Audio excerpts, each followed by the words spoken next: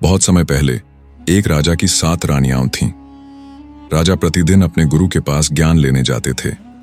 एक दिन मार्ग में एक पनिहारी की लड़की मिली। उसने राजा से पूछा, आप रोज कहां जाते हैं? राजा ने कहा, ज्ञान के लिए आश्रम जाता हूं। लड़की हंसकर बोली, क्या आपने त्रिया चरित्र पढ़ा है?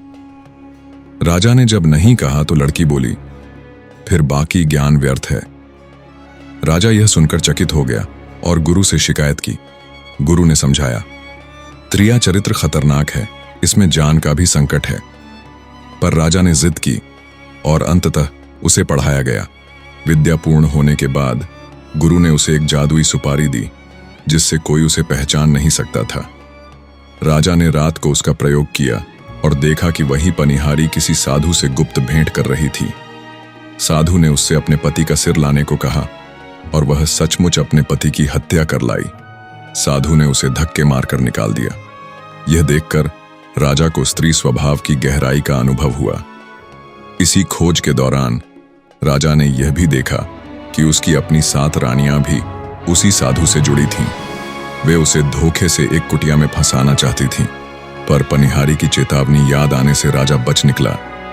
साधु ने अपनी शक्ति से राजा को तोता बना दिया, पर भाग्यवश वह एक और राज्य के राजा के पास पहुंच गया। वहां की राजकुमारी ने एक दिन उसकी असली पहचान जान ली। धीरे धीरे दोनों में प्रेम हो गया। राजा ने उसे अपना रहस्य बताया।